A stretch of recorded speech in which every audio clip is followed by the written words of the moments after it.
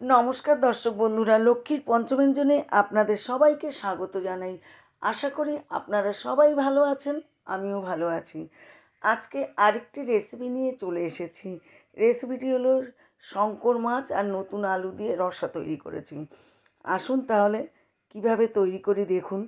এখানে সর্ষের তেল দিয়ে দিলাম, এখানে লবণ, হলুদ আর কাশ্মীরি লঙ্কার গুঁড়ো মেখে নিলাম মাছে। এখানে আলু আমি ভেজে নিয়েছিলাম, হাতে মশলা মেখে নেবো আমি। দেখুন, জিরে ধনে আলুগুলো ভেজে নিয়েছি, নিয়ে তারপরে এর মধ্যে জিরে ধনে দিলাম, হলুদ দিয়ে দিলাম। আপনারা যে যেরকম জিনিস হবে সেরকম আন্দাজ মতো দেবেন। এখানে আমি স্বাদ অনুযায়ী লবণ দিয়ে দিলাম, কাশ্মীরি লঙ্কা দিয়ে দিলাম, ঝাল লঙ্কা দিয়ে দিলাম, যে গরম মশলা দিলাম, দিয়ে টমেটো দিলাম, দিয়ে ভালো করে মেখে রেখে দিলাম কিছুক্ষণ।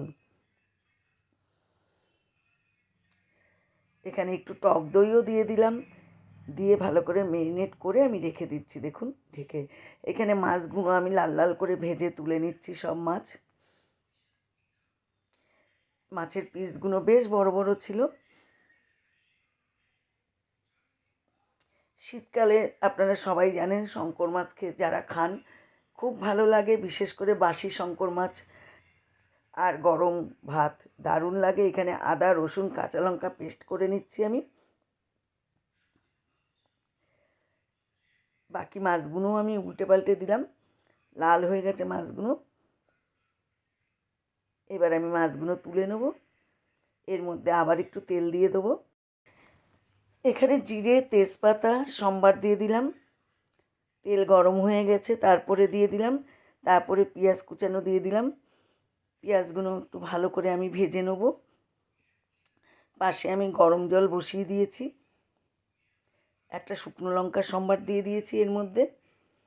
এবার দেখুন এর মধ্যে আমি আদা কাঁচা লঙ্কা আর রসুন পেস্ট আমি দিয়ে দিলাম, দিয়ে এবার আমি মশলা মাখানো আলুগুলো দিয়ে দিলাম এখানে। এত সুন্দর খেতে টেস্ট হয়, বাড়িতে তৈরি করে খাবেন, সকলকে খাওয়াবেন, দেখবেন অসাধারণ হবে। সবাই আপনাকে পঞ্চমুখ করবে। ভালো করে কষিয়ে নিচ্ছি, কালার চলে এসছে দেখুন। এখানে আমি পাশে গরম জল ফুটে উঠেছে, আমি অল্প অল্প করে গরম জল দিচ্ছি। এখানে গরম জল দিয়ে দিলাম, ফুটে উঠবে, তারপরে আমি মাছগুলো দেব। সুন্দর ফুটে উঠেছে, মাছ আমি দিয়ে দিয়েছি, এটা দেখানো হয়নি, ক্যামেরা বন্ধ হয়ে গেছিলো। দেখুন, একটা অনুরোধ, ভিডিওটা টেনে দেখবেন না, পুরো ভিডিও দেখবেন।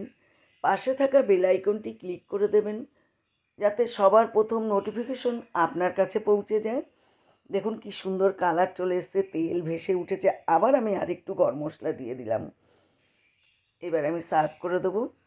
এখন যে কোনো রান্না একটু নতুন আলু দিয়ে করবেন, আমার তো ভীষণ ভালো লাগে। আপনাদের ভালো লাগে কি না আমাকে কমেন্ট বক্সে কমেন্ট করে জানাবেন। আমি নামিয়ে সার্ভ করে দিলাম। দেখুন দেখতে কি সুন্দর হয়েছে। ভিডিওটি যদি ভালো লাগে লাইক কমেন্ট শেয়ার সাবস্ক্রাইব করে পাশে থাকবেন। ভালো থাকবেন, সুস্থ থাকবেন। নমস্কার।